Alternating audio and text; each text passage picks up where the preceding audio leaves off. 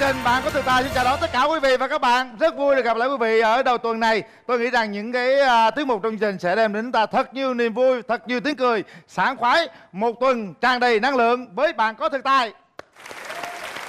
Chương trình được sự đồng hành của nhãn hàng sữa Club Infam.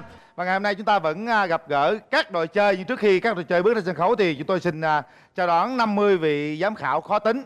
Xin chào. Các thí sinh ta chỉ có 2 phút thôi để chinh phục 50 vị giám khảo này. Chúng ta sẽ tiếp tục gặp 5 giám khảo chuyên môn cũng lại càng khó tính hơn nữa. Xin chào đón người dẫn chương trình Cát Tường, danh hài Minh Nhí, ca sĩ Phương Thanh, đạo diễn Lê Hoàng và Mỹ Uyên.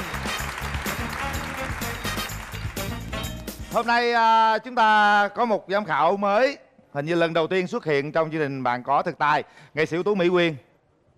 Chào bạn. Em sợ. Có gì đâu sợ. Xin thông báo với bạn là có nhiều diễn viên chuyên nghiệp đã biểu diễn biết bao nhiêu lâu sân khấu rồi, nhưng 2 phút thì họ rất là khó khăn. Không làm được, không thể nào làm. Theo bạn 2 phút bạn làm gì? Làm gì mình? Mà Lê Hoàng làm được đấy. Anh Lê Hoàng lắc vòng được đó Mỹ Quyên. Nãy anh Hoàng mới nói nhỏ là múa lửa. Thật sự múa lửa là em vừa đốt lửa lên là cũng gần hết rồi. Đúng, Lê Hoàng rất là khó tính nha. Không, chắc anh Hoàng sẽ nhường em rồi. Chưa chắc. Cẩn thận. Lê Hoàng có nhường Mỹ Uyên không? Nhường chứ trời. Cái đẹp là nhường. Biết làm không đó. Đó.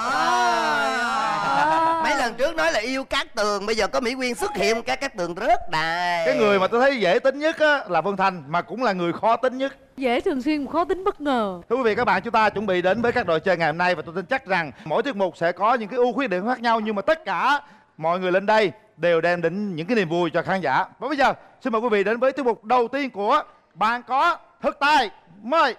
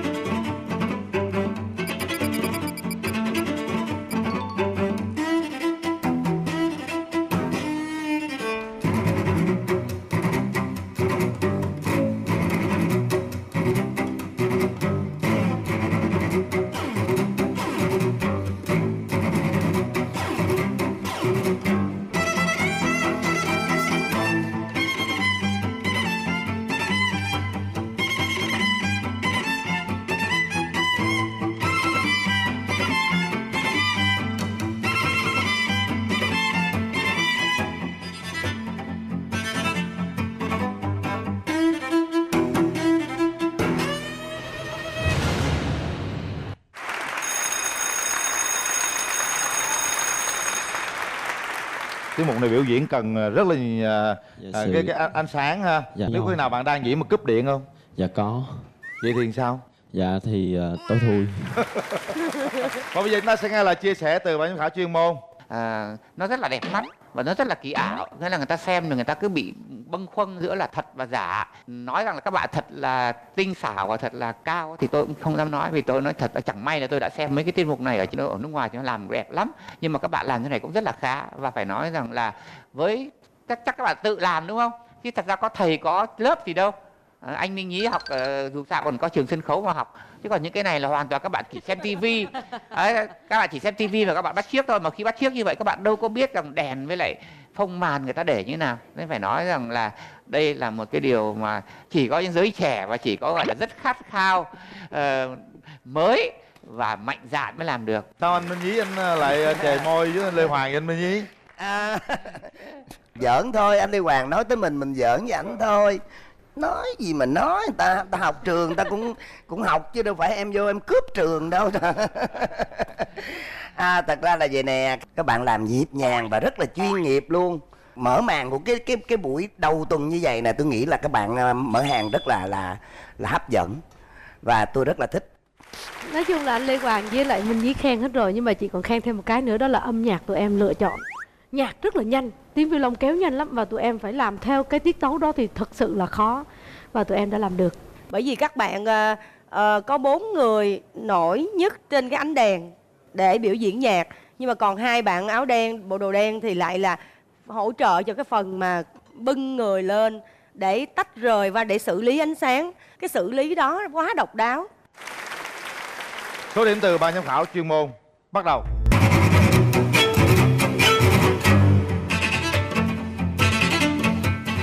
Lê Hoàng 9, Cát Tường 9, Minh Nhí 10, Phương Thanh 10, nghệ sĩ ưu tú Mỹ Quyên 9,5. Số điểm khá cao các bạn, từ khán giả cho tới ban giám khảo chuyên môn. Tổng số điểm dành cho các bạn nhóm đôi danh là 49,5. Chúc mừng. Thì giống như Minh Nhí nói là đầu xuôi đuôi lọt ha, mở màn sẽ nóng sân khấu rồi, hy vọng những tiết mục sau sẽ càng nóng hơn nữa. Mời quý vị cùng theo dõi.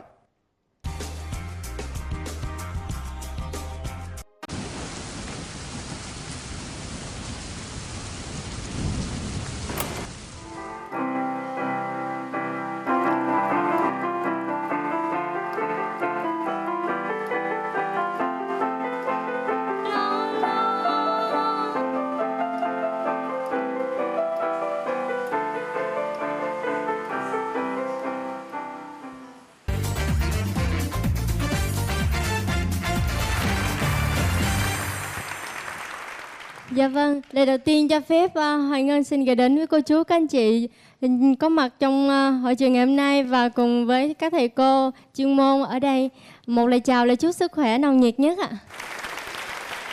Dạ, em quên chào anh MC dễ thương. Dạ xin chào anh MC Quyền Linh ạ.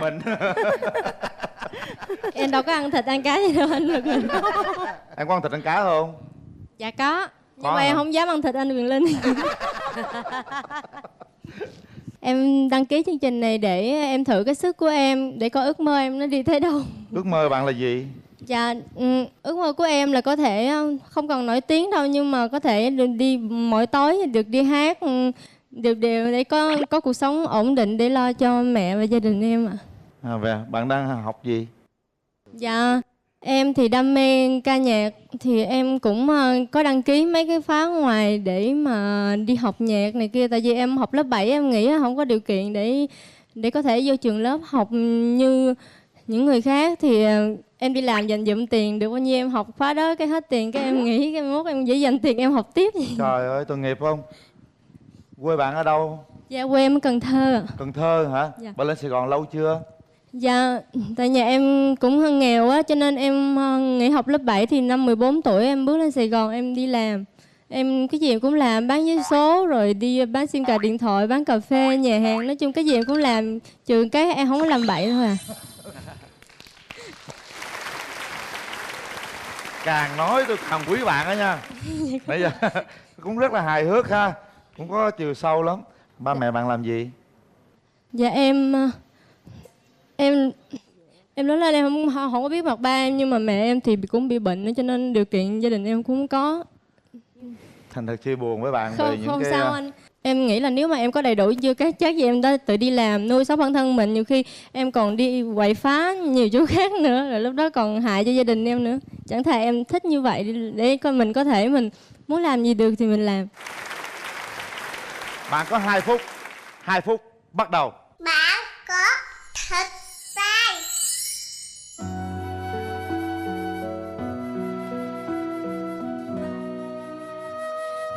ơi, dẫu biết ngày mai đời nhiều chông gai, nhưng con có mẹ, lời mẹ ngọt ngào. Dù con tháng ngày từng miếng ăn giấc ngủ để con lớn khôn. Mẹ ơi, con yêu mẹ lắm, một đời hy sinh lưng còng tông bà. Cuộc đời nhọc nhằn, đôi vai gánh nặng mẹ phải chịu gian khổ để con nên người.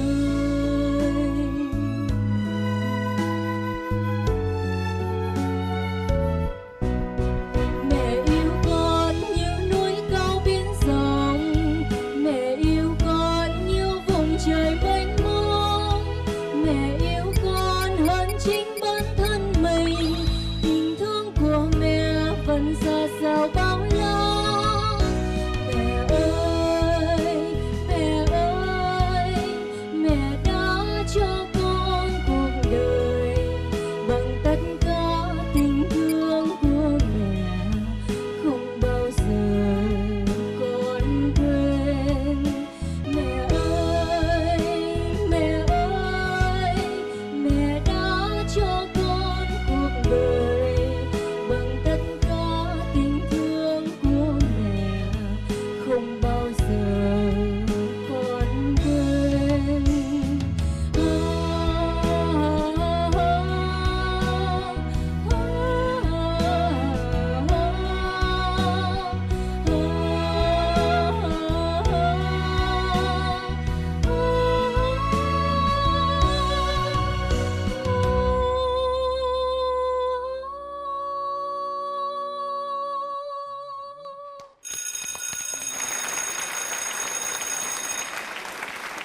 Cô là dì của bạn Ngân.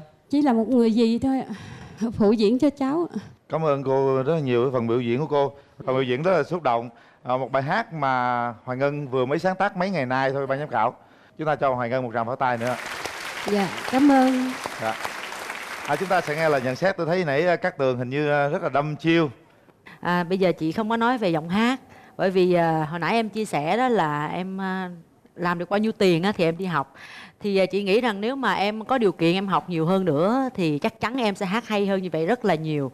Cơ bản là chất giọng em rất là hay. Cái quan trọng chị muốn nói em, cái mà em có được lớn nhất á là cái cảm xúc. Mà cái cảm xúc thì không phải bất cứ một người nào cũng có được. Và chị nghĩ em có được cái tiết mục của em biểu diễn là thành công, không phải vì giọng hát em quá xuất sắc, nhưng em đã thành công vì em hát mà em truyền được cảm xúc cho người nghe. Tôi có một cái lớp kịch chung với nghệ sĩ nhân dân Hồng Dân ở sân khấu Super Bowl, thì tôi thấy em có cái cảm xúc á, và cái chân thật của cái có thể làm một diễn viên á. Nếu như em thích thì tôi sẽ mở rộng cánh cửa, tôi cho em vào đó em học. Vì tôi chỉ thích em một cái chỗ này, em nói là em không làm bậy. Và điều đó thì đối với giới trẻ bây giờ rất cần. Giới trẻ bây giờ chạy theo như nhịp sống hiện đại quá, rất cần cái không làm bậy. Dạ em cảm ơn nhiều. Chị Phương Thanh thế nào? Thật sự hôm nay em hát thật sự chưa tốt lắm, chỉ có cảm xúc thôi. Nhưng mà hôm nay mới chỉ là bắt đầu của em. Nghệ thuật cũng vậy. Cái hoàn cảnh nó chỉ là một cái gây cảm xúc thôi, chứ còn không khẳng định được nhiều đâu. Mà bản thân em phải hát thật là tốt nữa. Cảm ơn ban giám khảo chuyên môn rất là nhiều. Ngân biết không, cuộc sống thì rất nhiều nghệ sĩ cũng đã vươn lên trong cái sự khó khăn như vậy Ngân à. Và chính bản thân anh cũng vượt qua rất là nhiều cái khó khăn như vậy để trở thành một nghệ sĩ ngày hôm nay. Thì phải nói là nó cũng đổ rất nhiều mồ hôi nước mắt, thậm chí đổ cả máu nữa. Và anh tin rằng với sức trẻ như em, với cái nhiệt huyết và những khát vọng đó, với cái bản lĩnh như em, anh nghĩ rằng em sẽ còn thành công hơn nhiều. Nhưng mà đừng từ bỏ. Chúng ta chỉ thực sự thất bại một khi chúng ta từ bỏ mọi cố gắng Ngân nhé. Chúc mừng em Dạ, đã cảm đến ơn. sân chơi này. Và bây giờ chúng ta sẽ có số điểm từ ban giám khảo chuyên môn. Số điểm bắt đầu. Phương Thanh 9 điểm, Cát Tường 9,5, Lê Hoàng 9, Minh Nhí 10 điểm và nghệ sĩ Tú Mỹ Uyên 9,5. Dạ em cảm ơn. Tổng số điểm của Hoài Ngân là 49 điểm. Chúc mừng em. Và bây giờ thì cô Lê xin mời quý vị chúng ta sẽ tiếp tục với chương trình Bạn Có Thực Tại.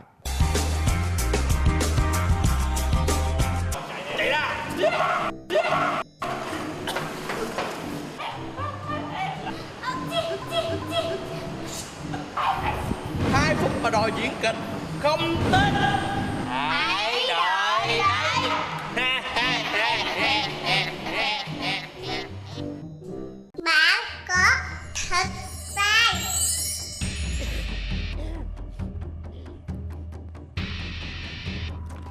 Ây da, trời.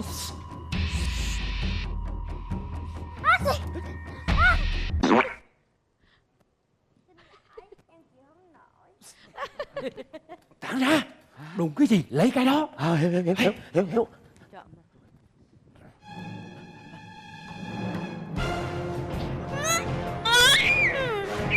Cái gì vậy? Cái gì vậy? Cái gì vậy?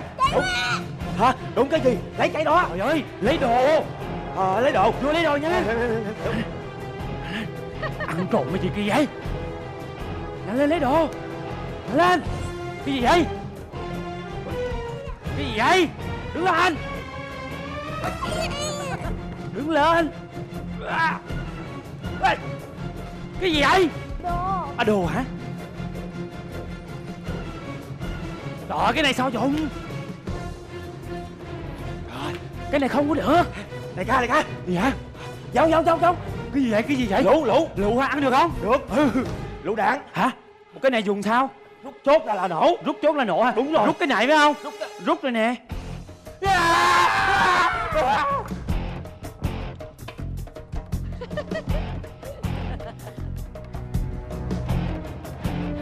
Lớn mà chơi dại, bịt tai đi. Đó, thấy chưa?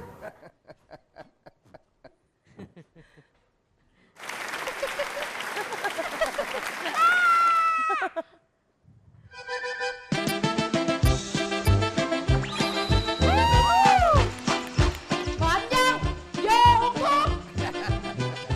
Đi vô uống thuốc kìa, nút làm cái gì, đứng lên. Vô uống thuốc, đi vô uống thuốc. Mấy con quỷ. Dễ thương. Coi như là ở chung một chòi để ăn. Rất là dễ thương các bạn. Thật sự mà nói thì với một cái tiết mục mà diễn kịch mà 2 phút này nó khó vô cùng tận, mà các bạn cũng đã gây một tiếng cười. Còn bây giờ sẽ nghe là nhận xét chuyên môn nè. Anh nghĩ rằng cái này là anh Minh Nhí khoái lắm nè. Tôi thấy nhóm kịch là tôi hồi hộp rồi. Tại vì cái mùa trước cũng như mùa này đã có mấy nhóm kịch rồi, là banh xác rồi. Rất quất không ạ? Là lên thi rồi, banh xác rồi. Đó, rồi tôi lo quá, tôi nói chết rồi không biết làm sao đây. Nhưng khi các em làm xong thì tôi cảm thấy tôi rất là hãnh diện là kịch 2 phút vẫn làm được. Cảm ơn các em rất là nhiều. Xin mời Lê Hoàng. Các bạn diễn kịch 2 phút thì khó thật. Ưu điểm thứ nhất là nó có màu sắc. Kịch có màu sắc là không phải dễ. Ưu điểm thứ hai là nó có kịch tính. Ưu điểm thứ ba là nó sôi động. Và ưu điểm thứ tư là nó cũng có đầy đủ những cái phẩm chất của một vở kịch. Chỉ tiếc vào cái điều này thôi, mà thật ra tôi nói cái điều này thì nó hơi quá, bởi vì đòi hỏi như vậy thì cao, nhưng tôi đành phải nói. Giá các bạn tìm được một cái ý nghĩa trong tiết mục thì người ta sẽ nhớ lâu. Còn cái này người ta chỉ dễ thương và vui thì như thế cũng rất là tốt, nhưng mà con đường dài thì như thế là chưa đủ. Tại vì từ đầu tụi em dàn dựng ra cái màu đen đó thì chị cứ đang chờ đợi là phía sau cái màn đen đó là một cái gì đó nó bùng nổ hơn, hay là nó kịch tính hơn. Chứ còn thật sự là cái bùm lên nhà thương điên rồi cái 3-4 người đứng lên trong cái nhóm thì nó chỉ phụ họa vô cái câu là đi uống thuốc thôi. Là bất cứ một cái chi tiết gì trên sân khấu rồi chi tiết đấy chắc chắn nó phải có ý nghĩa. Cho nên là có một cái câu người ta nói thế này: nếu như màn 1 có một khẩu súng treo, ở màn cuối cùng chắc chắn khẩu súng ấy phải bắn. Chứ tôi nói đúng với anh Hoàng, đúng cái màn này không cần thiết. Chúng ta chỉ cần nổ đâu bên trong mà vô cánh gà cũng được. Như thế là ổn rồi, đỡ bớt nhiều tiền, nhiều người đi. Nhiều người quá kinh phí nó cũng cao ha. Rồi chúng ta sẽ có số điểm từ ban giám khảo chuyên môn. Cái gì vậy?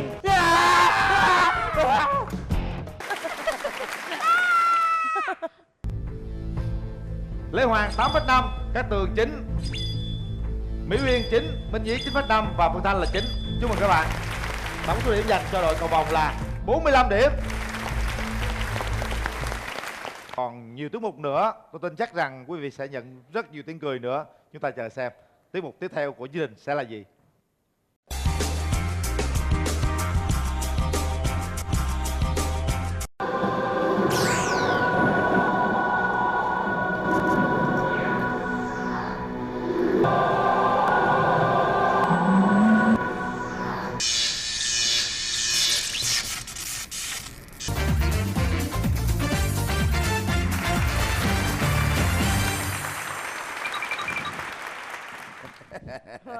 Ấy à, xin chào hiệp khách à. Đây là lần thứ 3 Nguyễn Phương đi thi. Thi lần nào cũng rớt hết. Ở đây nó có khó gì đó. Dạ. Đây có 2 phút mà nó khó lắm. Bây giờ bạn có rút kinh nghiệm được chưa? Vô làm liền. Tiết mục của Phương hôm nay là một tiết mục về khả năng. Đó là kình lực. Kình gì? Kình lực. Kình lực là sao? Anh đã từng thấy những công phu hay dùng đao thương đâm vô người mình. Thì hôm nay Nguyễn Phương sẽ làm một tiết mục đó là đứng từ xa dùng lực của mình bóp nổ một cái ly nhỏ. Còn nếu mà những vật lớn thì nó sẽ nứt ra. Nhưng mà nếu hôm nay tốt, khả năng tốt thì mình có thể làm nổ được nó luôn. Thí dụ đứng sau mình bóp người ta đau không? Dạ. Hả? Cái này em chưa học bóp đao.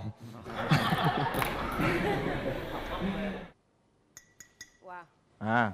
Dạ anh bóp bể đúng không? bóp thử vậy. Có dùng nước tay không? Có dùng nước tay á. Dũng người ta thì sao? Nếu mà em thì không sao, còn nếu anh thì chắc anh phải dùng cái này. Vâng, quý vị xem cái ly này thì nó rất là cứng ạ. Tao thì em cầm luôn đi chứ. Không, anh cầm á. Ghê vậy? Tôi làm MC chứ không phải tôi làm ảo thuật đâu nha. Dạ, dạ anh cầm á. Ghê vậy? Dạ. Dạ. Hôm nay Nguyễn Phương đã chuẩn bị 2 cái. Còn cái cuối cùng anh đừng có đập bại nhé. 2 phút dành cho bạn. Dạ. Bắt đầu. Bạn có thịt tay.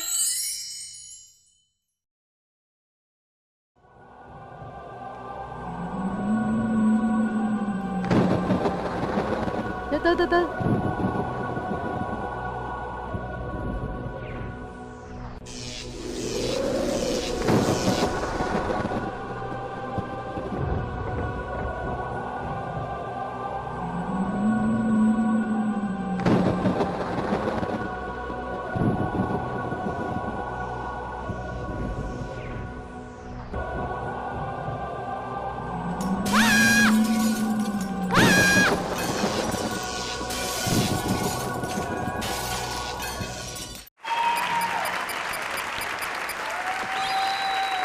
Thôi bạn, cái ngoài cái chuyện bà làm bể ly này bạn còn gì nữa không?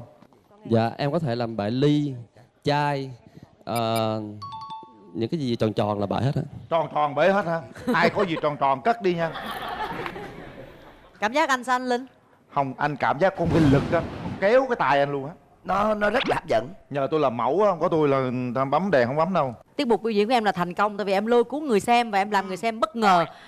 Rất là bất ngờ mà đúng là nếu mà em mà hôm nay em được điểm cao phải chi anh Quyền Linh á, Quyền Linh làm tăng thêm kịch tính vì mặt anh cầm cái ly, mặt anh căng quá, anh lo sợ anh diễn phụ em á. Không sợ. Nên là đó, đúng rồi đó. Em lên đây có sợ không? Mà không cần tới 2 phút, một chiêu một. Đúng làm rồi. ta hết hồn. Có những bạn quay trở lại lợi hại hơn xưa, nhưng mà cũng có những bạn quay trở lại thất bại hơn xưa. Tin rằng á, lần sau bạn luyện công sao nữa ha. Sao bạn đưa tay bằng bóp nè. Mà ai mà cho điểm thấp á, bóp đi. Lên Hả? nói vậy anh Hoàng anh sợ. Lê Hoàng. Nhưng mà tôi phải nói thật thế này, đã là biểu diễn trên sân khấu thì tiết mục nào cũng như tiết mục nào nó phải có những ý nghĩa sau đây. Nó có hấp dẫn, nó có kịch tính, nhưng mà đồng thời nó phải có một chút đẹp, đúng không? Bởi vì nó là một cái tiết mục trên sân khấu, nó phải có cái tính mỹ cảm của nó. Thì cái tiết mục của các bạn ấy gây được cái sự hấp dẫn, gây được sự hồi hộp, gây sự được gọi là người ta ngạc nhiên quá, cái đấy đúng. Nhưng mà giá có thêm một chút đẹp nữa thì tốt. Ủa em thấy đẹp rồi mà, sao anh khó vậy anh Đẹp Hoàng? chứ. Không. Thế này, cái này là gây được ngạc nhiên, gây được hấp dẫn, nhưng mà không có gì là đẹp cả, nó là bình thường mà. Đẹp mà. Ý anh Hoàng cũng không phải là sai đâu. Vâng, em hiểu Đúng rồi. không? Nhưng mà Thông Mỹ sao được chứ? Nhưng vì cái tiết mục này phải như vậy, tôi chỉ nói vậy thôi. Đúng rồi. Dạ, đúng rồi. Đây Bây giờ là tôi đâu dám đi đâu đâu, tôi Ờ. đâu dám bước đâu đâu. cái Nghệ mục đích thuật. cố tình của em là muốn cho nó văn cái này nó mới Nghệ thật thuật được. nó không được giống nhau. Ảo thuật thì về nguyên tắc họ gây một cái bất ngờ, âm nhạc này, rồi thì quần áo này, người ta có người phụ diễn, người ta có đạo cụ, tất Phụ cả những diễn cái kìa, đạo cụ kìa. nhưng đạo người phụ Phụ diễn thì diễn xấu đẹp quá, mà. xấu quá, xấu Chết quá. cha, Quyền Linh xấu quá. Em nói cho anh Hoàng nghe vậy nè, có những cái cần phải có khởi đầu và có kết thúc mới làm cho người ta là bất ngờ, nhưng có những cái hụt hẫng vẫn làm cho người ta bất ngờ. Đúng rồi. Nghe. Em thấy có sự tranh cãi không hề nhẹ từ ban giám khảo. Còn bây giờ sẽ coi là số điểm dành cho bạn.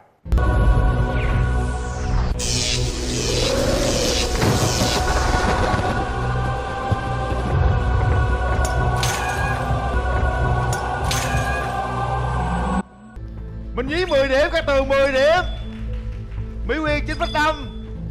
Anh Lê Hoàng đi, Lê Hoàng em 7 hả? Lê Hoàng. Anh Lê Hoàng 9. Trời ơi, cái 10 đó con là cái Phương gì Thanh đâu. ơi. Tổng số điểm dành cho bạn là 50,5 điểm. Chúc mừng. Nào, mời quý vị đến với tiết mục tiếp theo của Bạn Có Thực Tài.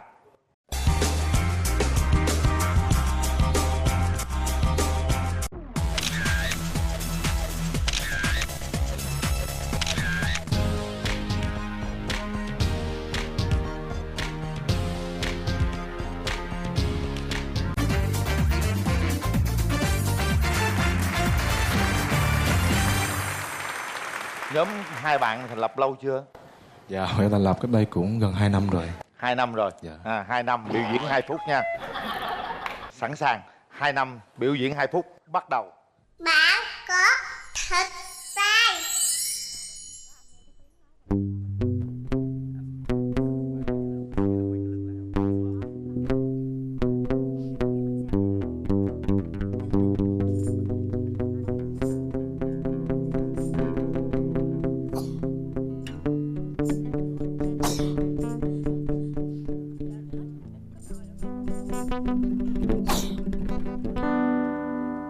Em đẹp thế pleiku,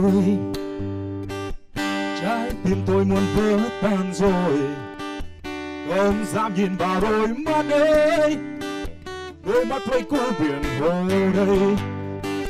Xin được hát nơi con tim, giấc mơ đẹp nhất tôi đi tìm, không dám nhìn vào đôi mắt ấy, đôi mắt pleiku biển hồ đây. Có hạt thông xanh trong đôi mắt em, có dòng xe sạn trong đôi mắt em, có hôn rượu cần men say, có ngọn lửa nào đan nhen mãi. Em đẹp thế pleiku,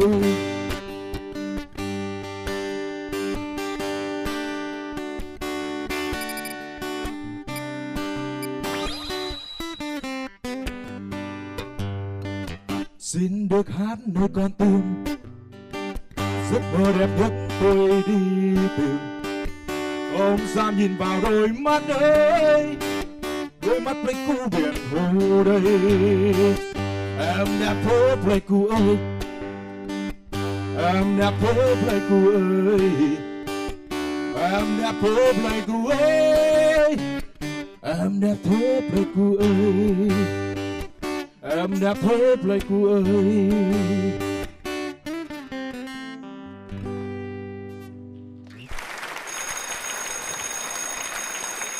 Chúc mừng hai chàng trai chúng ta đã hoàn thành tiết mục của mình.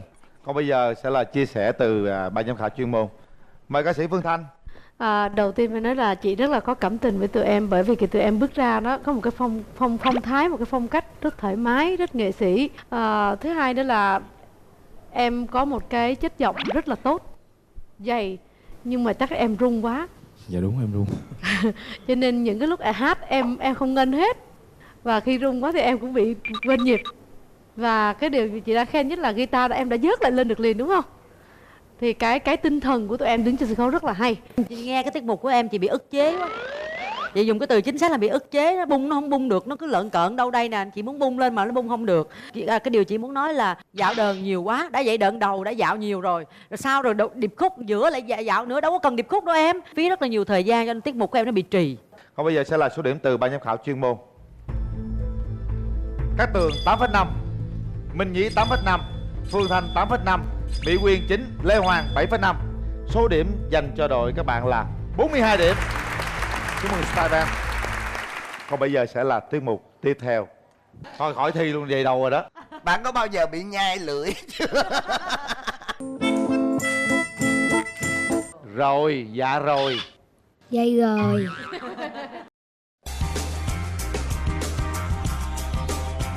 Để các bạn biết mình thi cái gì thì ngay bây giờ mình sẽ hé lộ một chút xíu. Các bạn xem đây nhá. Tang tang tang tang. Bạn nhìn đi. Mình buông tay ra, đũa nó rơi. Làm lại nhá. Mình buông tay ra. Tang tang tang tang. Thì ghê không? Ghê không? Ghê không? Ghê không?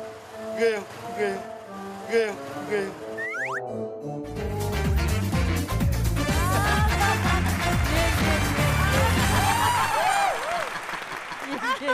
Duyên.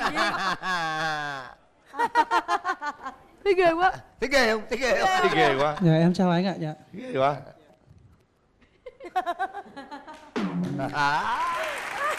Gì vậy? Sao vậy? Dạ tay em chờ anh hỏi. Bây giờ tôi không hỏi, bà muốn nói gì nói đi. Xin được kính chào các cụ ông ở trong nhà, các cụ bà ngoài hiên, các thanh niên ngoài ngõ, các cháu nhỏ trên giường, những ai ngồi từ đầu sảnh đến sát tường là em đây chào hết. Nói tóm lại em chào bê bết tất cả quý vị đang theo dõi chương trình Bạn Có Thực Tài.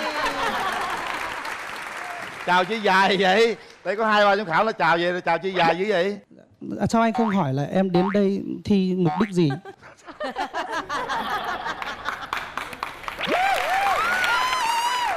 Rồi đến từ hỏi từ trả lời luôn đi. Anh Quyền Linh, anh ấy nổi tiếng với nhiều show, em đến để xin anh Quyền Linh thôi năm sau nhường cho em làm MC chương trình này. Được không anh? Thực ra tính em cũng không muốn nói nhiều, mà em thì nói chung là rất là tiết kiệm thời gian, do thời gian không cho phép cho nên là thôi dạ em thi luôn. Dạ, dạ. Thôi khỏi thi luôn, về đầu rồi đó. Dạ. Vậy được rồi. Cảm ơn bạn nha. Dạ. Chúc bạn thật nhiều may mắn. Dạ. Dạ. Thực ra thì em cũng không muốn nói nhiều đâu, mà thực ra là em thì đẹp trai cũng chẳng bằng ai, nhưng mà ra ngoài cũng nhiều người để ý. Dạ. Thì họ hay hỏi em quê ở đâu, thì hôm nay em xin được giới thiệu đơn giản thôi, em quê ở đâu. Dạ. Rồi thôi đi được rồi, xong rồi đó. Cảm ơn bạn. Dạ em về phải không ạ? À. Dạ. Thi lúc em thi. Cho em thi, cho em thi. Dạ. Cho em thi. Rồi thi. 2 phút dành cho bạn. Bắt đầu. Bạn có thực tài. Đây là tiếng nói Việt Nam. Xin kính chào các quý xin kính chào các anh các chị, chào từ thành thị đến nông thôn, từ sân golf đến sân bóng đá. Các bác ạ, trai khôn lấy được vợ hiền, như trúng được tiền, như vớ được lô. Em dạy lấy con vợ ngu nhiều lần nó dọa cắt tóc đi tu mà không có thành, khổ quá. Dạ, các bác biết em quê ở đâu chưa ạ? Thôi thì em nói giọng khác ạ. Dạ, alo. Kính thưa quý vị, bây giờ tôi trình bày 3 ý kiến. Ý kiến đầu tiên là tôi trình bày trước. Ý kiến thứ hai là tôi sẽ trình bày sau. Và ý kiến thứ ba là tôi trình bày cuối cùng. Dạ, hết 3 ý kiến rồi. Cảm ơn quý vị. Dạ, vẫn chưa biết em ở đâu phải không? Vơ làng chó thì chân 37, 38 thì chân cột tọt thì nói rồi mà đáng nữa. Có hiểu cái gì không? Không hiểu cái gì à? Thôi thì nghe xong câu chuyện này mọi người sẽ hiểu nhá.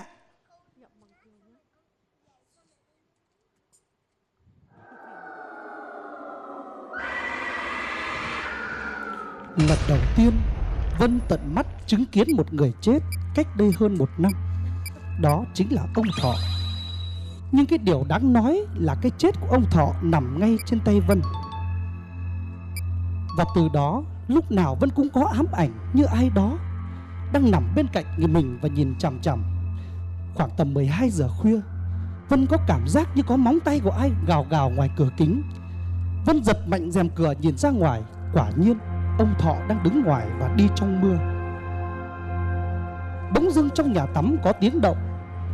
Vân bước vào trong, không thấy ai. Vân rửa mặt cho tỉnh táo hơn và ngước mắt lên nhìn trên gương. Vân kinh hãi hét lên.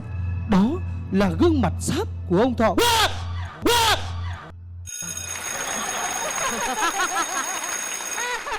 Trời ơi, khoái luôn. Vân bất tỉnh. Xin giới thiệu em đến từ Hà Tĩnh.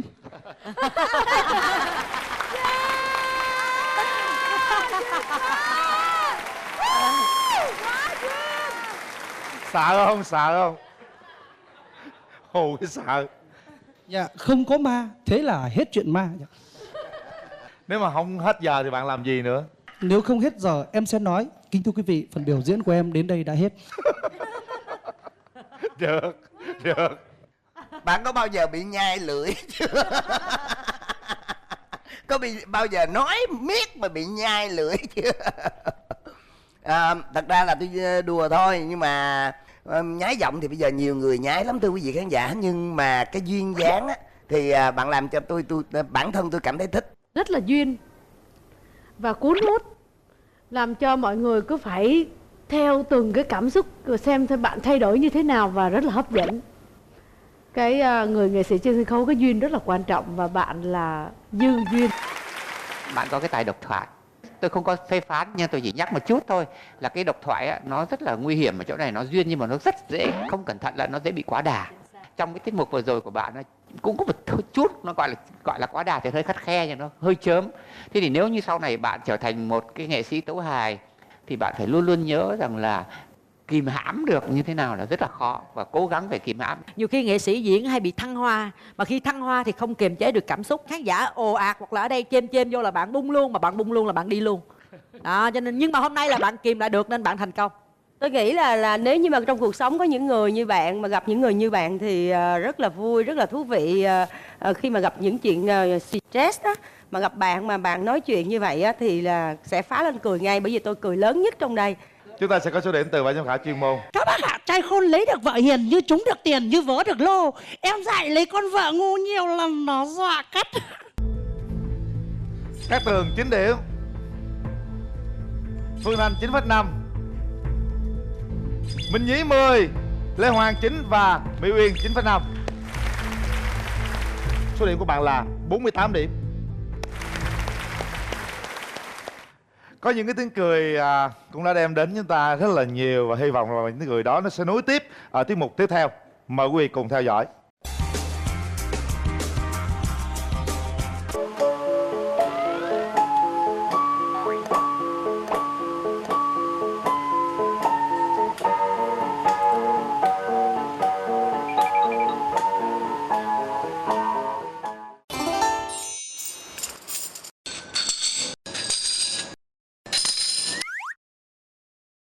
Bạn có thật sai.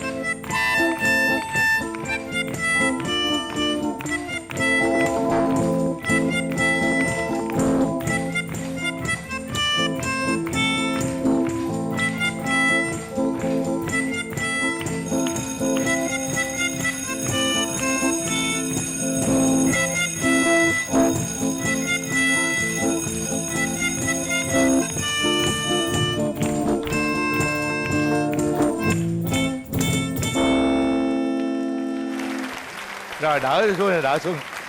Khiêng xuống ha. Nặng không anh? Chi hả? 7 kg hả? Đỡ xuống thì nói chuyện được không? Đây đây. Anh đỡ xuống đi cho nhẹ bớt. Không sao hả? Sao mà Chi cực khổ vậy anh? Không mua đại bộ trống để dưới đất ta đánh cho khỏe. Nếu mà để dàn trống thì đánh được có một người đánh thôi. Hả? Thì rủ thêm 2 đứa nó đánh có gì đâu Chi khổ vậy? Như vậy thì Đâu đâu thi có mà có tranh tài được. gom bi được nhiều người đâu. Biết rồi, đi show vậy cho đỡ chia tiền cho ai. Chia tiền, đúng rồi. Coi như mình anh đàn ca hát vậy múa hết đúng không? Cả nhà gom trọn gói luôn. Gom trọn gói luôn hả? Khó dữ lắm á, tại vì mình điều khiển cái đầu mình phải chia ra, thần kinh mình phải vững lắm á, mình mới chia được cùng một lúc á, để mà mình điều khiển cái nội cái đầu mình nghĩ để mình đánh cái lệnh lên trên não mình, mới phối xuống tay chân đánh riêng, nó cực kỳ khó luôn. Cái gì vậy sao anh? Mà anh thì đó tôi tưởng tượng mà tôi thổi rồi cái tôi quên dặm. Đó thì rất là khó. Đúng, tôi dặm xong rồi tôi quên thổi. Dạ đúng. Sao anh Lê Hoàng, anh thấy được không Lê Hoàng? Tiết mục này hấp dẫn, ấn tượng không? Tiết mục này thì khi người ta chấm điểm, người ta sẽ phải chia ra làm hai cái cảm xúc. Cảm xúc đầu tiên là khâm phục cái sự sáng tạo của anh, cái sự tập luyện và cái sự gọi là yêu âm nhạc của anh. Cái điều đó không có gì nghi ngờ. Nhưng mà cảm xúc thứ hai là người ta phải nghe chính cái bản nhạc đó, đúng không? Bản nhạc đó chơi được có hay hay không? Thì phải nói thật lòng thế này, cái bản nhạc này anh chơi là chỉ tôi có thể nhận dạng ra cái bản nhạc, không có lầm lẫn gì cả. Nhưng mà nói rằng nó hay thì tôi nói thật lòng là chưa phải là hay lắm. Hồi nãy thấy cái tay của anh á đánh trên này, nhưng mà cái ngón cái này nè là đánh ở dưới luôn không? Tức là một bàn tay hai cái đàn luôn. Hai cái đàn. Thật sự ra cái sáng tạo này thì về mặt hình thức thì rất làm cho mọi người cảm thấy rất là thích thú và lạ lùng và rất là nể phục anh. Nhưng mà được cái này thì nó phải mất cái kia. Được cái hình thức bên ngoài thì cái cảm xúc bên trong nó lại thiếu. Bởi vì cái không thể nào mà anh vừa có thể mà tất cả mọi thứ mà có thể mà hát hay hoặc là đờn hay được.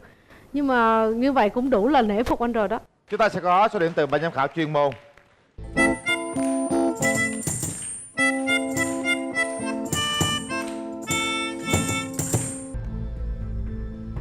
Cát Tường 9,5, Lê Hoàng 9, Minh Nhí 9,5, Phương Thanh 9 và Mỹ Uyên là 9,5. Chúc mừng thầy Tuyền. Mong rằng đây cũng là một cái niềm vui dành cho mọi người anh ha. Tổng số điểm của anh Tuyền có được là 47,5. Thật sự đây là một cái điều mà người nghệ sĩ cần nên có. Nhiều cái sáng tạo, nhiều cái cố gắng và nỗ lực trong nghệ thuật. Mong làm sao đem đến cho khán giả những cái tiết mục bất ngờ và thú vị. Và xem tiết mục tiếp theo có bất ngờ thú vị không nhé. Tên là gì? Con mấy tuổi? Con biểu diễn tiết mục gì? Con học mấy năm rồi?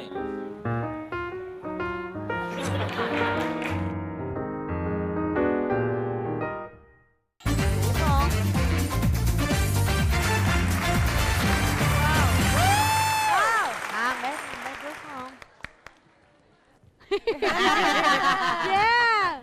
Của hai người lớn biểu diễn cho nhỏ đi theo chi vậy? Ai là người thi? Dạ bé Huy à. Bé Huy thi hả? Dạ. Hai người lớn có thi không? Dạ có mà phụ đạo à. Phụ đó hả? Chính đây hả? Thì tôi phỏng vấn chính à. Thấy quen mà. Quen lắm à. Thi rồi.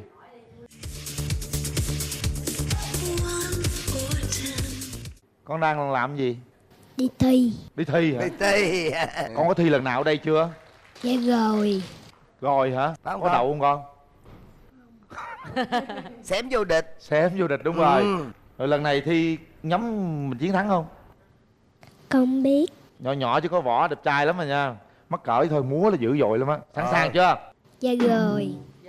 Rồi, dạ rồi. Dạ rồi. Dạ rồi. Dạ rồi. Dạ rồi. Ta con nít mà. Phải tập cho được nè. Là dạ rồi. Dạ rồi.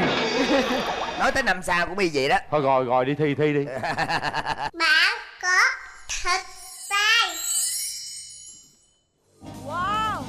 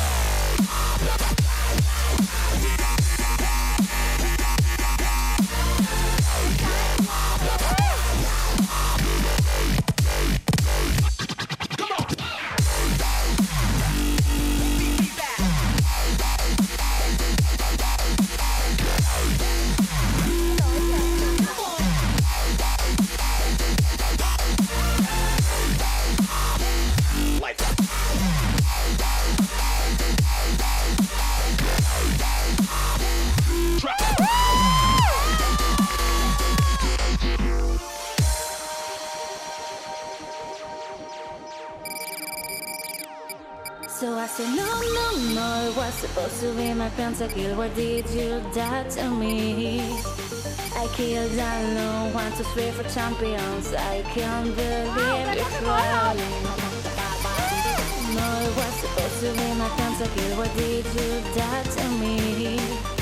I killed alone, 1, 2, 3 for champions. I can't believe it's rolling.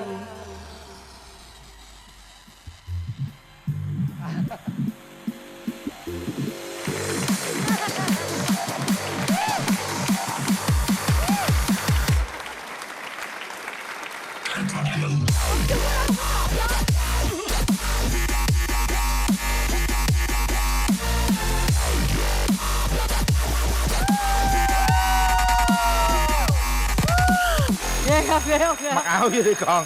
Mặc vô. Không lạnh con. Đang thi tự nhiên cởi áo ra gì? Tiết mục của con như vậy mà. Tiết mục của con như vậy mà. Giờ ví dụ như giờ mình cởi áo cởi quần lên múa được không? Dạ không cởi quần được. Cởi quần nó hấp dẫn hơn chứ, có điểm cao hơn. Cái quần nó dậy lắm. Hồi nãy mà cái tập mà quơ cái cây côn tới mấy cái chú đó chắc mấy chú cũng trúng mấy lần rồi. Có không? Có chú nào trúng lần nào chưa? Dạ chưa. Ồ vậy giỏi quá. Rồi bây giờ con sẽ nghe lời nhận xét từ ban giám khảo chuyên môn này, con nhìn đây nè. Đợt trước á mà con cũng xém là vô địch rồi đó, nhưng mà tại vì chỉ thua cái anh mà hát tí xíu thôi à ha. Lần này trở lại thì thấy con cũng giữ được cái phong độ không phải đó. thua anh Minh với quên rồi, không phải thua mà lúc đó làm biến diễn, con đoạn không diễn nữa chứ đâu có thua. Ủa tự nhiên đang thi sao con không đánh nữa? Dạ mệt. Chứ con nít mà làm sao được, chắc lúc đó đói bụng hay sao con à. Hôm nay con có 2 cú mới. Đó là con chặt cái nè, là nó dính vô đúng ngay cái điểm của cái nhỏ nhỏ ở trên á, cái cục ở trên, và con đánh mấy lần đều rất là chính xác. Và thứ hai nữa là cái cú mà con xoay liên tục đằng sau vậy nè. Đó là cái bài biểu diễn con hôm nay là hoàn hảo hơn tuần trước rất là nhiều. Bây giờ chúng ta sẽ có số điểm từ ban giám khảo chuyên môn dành cho nhóm Ken Club. Cát Tường 10, chú Minh Nhí 10, cô Phương Thanh 10, đạo diễn Lê Hoàng 9 và Mỹ Uyên là 9,5. Tập tiết mục này cho bé này lâu không? 2 tháng. 2 tháng thôi đó hả? Dạ. Giỏi dữ vậy ta. 2 tháng mà làm được vậy. Có bao giờ nó đánh trúng lỗ mũi chưa? Dạ chưa, trúng mặt thì có. Trúng mặt. Chết nha, trúng mặt mấy chú mấy lần mà nãy nó không có. Không, con qua trúng mặt con. Không, con qua trúng mặt con. Tổng số điểm của Ken Club là 50,5. Chúc mừng. Chúng ta vừa theo dõi tiết mục cuối cùng trong ngày hôm nay. Còn bây giờ xin mời quý vị chúng ta sẽ gặp lại tất cả các nhóm, các tiết mục trên sân khấu này. Thưa quý vị và các bạn, đây là những nghệ sĩ trên sân khấu bạn có thực tài. Còn bây giờ chúng ta sẽ nhìn lại chặng đường của các đội để xem đội nào có số điểm cao nhất. Nhóm Rojan 49,5, Tân Hoàng Ngân 49, nhóm Kịch Cầu Vồng 45, Nguyễn Phương Ảo Thuật 50,5, Style Band 42, Phan Phúc Thắng 48, Trương Phước Tuyền 47,5, Ken Club 50,5. Như vậy là chúng ta đã có 2 tiết mục bằng số điểm nhau. Đó là anh Phương và Ken Club 50,5 điểm. Chúng ta sẽ có ý kiến từ khán giả. 50 vị khán giả giám khảo này sẽ chọn xem đội nào sẽ bước vào vòng trong để thi đấu với đội vô địch vừa rồi. Đầu tiên sẽ là anh Nguyễn Phương.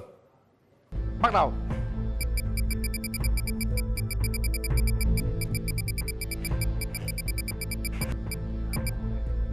%. Còn bây giờ số phần trăm đó sẽ cao hơn hay là ít hơn đội Ken Club? Số điểm dành cho Ken Club bắt đầu.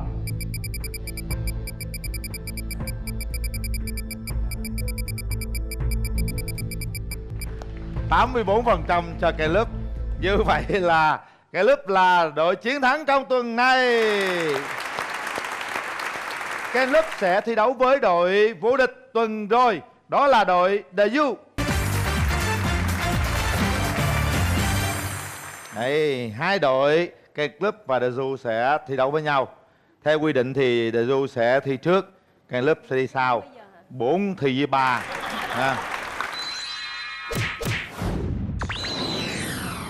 Bạn có thịt tay.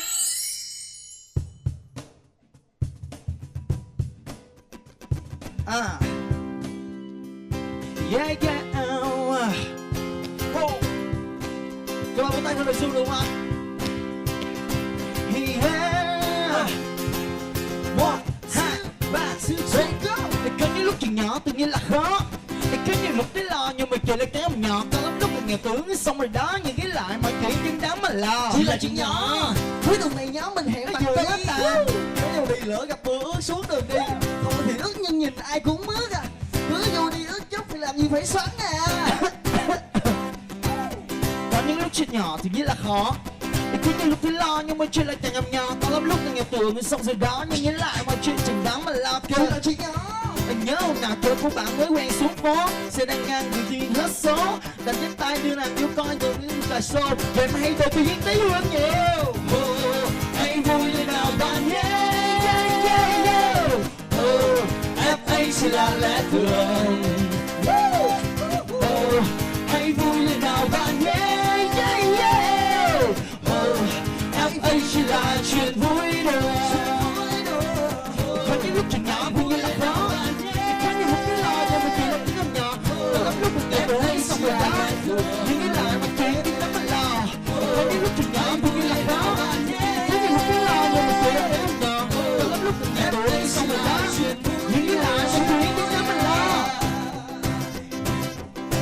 Chuyện nhỏ.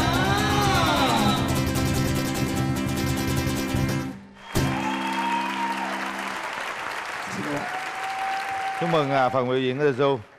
Và bây giờ chúng ta sẽ lắng nghe ý kiến từ ban giám khảo chuyên môn. Xin mời. Tụi em vẫn giữ vững được phong độ và cứ mỗi một lần tụi em biểu diễn là lại khác nhau.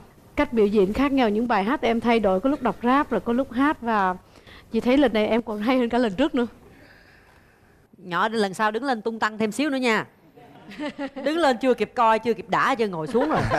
Nó phải xuống để nó làm nhiệm vụ. Trời ơi sao mê trai dữ vậy trời. Trước là tại vì mới có khen bạn trống thôi, nhưng mà tuần này là muốn khen bạn đội nón đỏ. Giọng bạn bè cực kỳ chuẩn và cực kỳ hay. Hình tượng riêng. Mà bốn bạn biết phối hợp với nhau và rất là nhịp nhàng, cái đó mới là cái quan trọng. Chứ còn nếu không là xé ra hát lẻ hết rồi, đúng không? Cảm ơn ban khảo chuyên môn. Đây bây giờ xin mời Caleb lên đây. Đây, các bạn biết không, bạn nhỏ Gia Huy nè, bạn mới nói á, là về nhà tuần trước không có được cái cúp á, bạn nói với ba là con muốn cái cúp này, con muốn cầm cái cúp đó. Giờ cho con cầm thử để lấy động lực. Hả? Cầm thử coi con, cầm thử coi. Không dám, về nhà quyết liệt luôn. Ba mẹ bạn Huy có chia sẻ rằng là bạn ưng làm, không ưng thôi. Kêu lên thi bạn nói thôi mệt quá, nhưng mà hứng là đi thi. Nói tới cái cúp là bạn nói vậy đi thi. Đây nha, động lực của con chú lên cầm đây. Cố gắng lên con nha. Bây giờ phải ưng làm nha, chứ không phải không ưng không làm giống như hổm.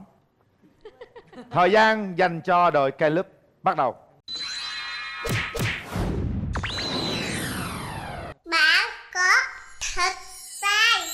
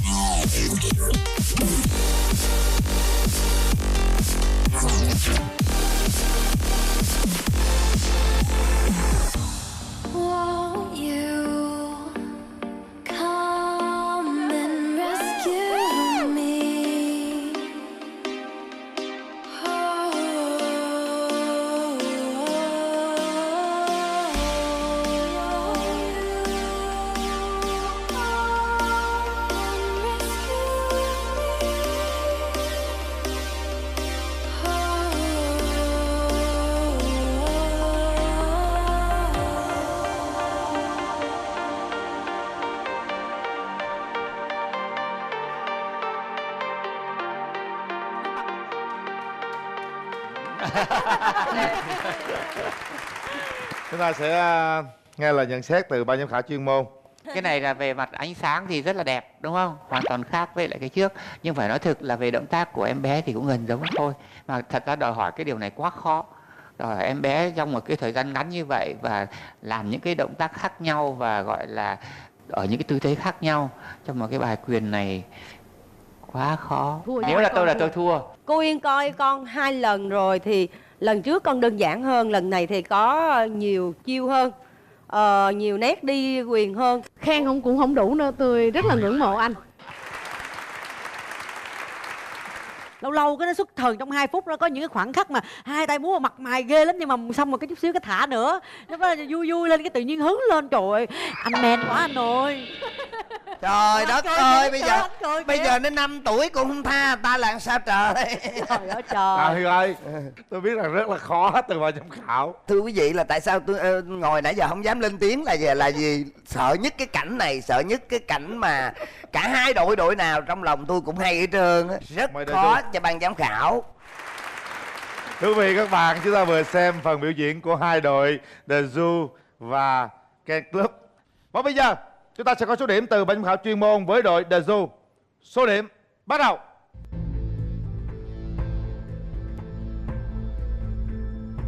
Cát Tường 10, Minh Nhí 10, Phương Thanh 9,5, Mỹ Uyên 9,5 và Lê Hoàng là 9. Tổng số điểm các bạn có là 48 điểm từ ban giám khảo chuyên môn. Và điều gì sẽ xảy ra? Chiếc cúp này và 10 triệu đồng thuộc về đội nào đây? Số điểm dành cho Ken Club bắt đầu.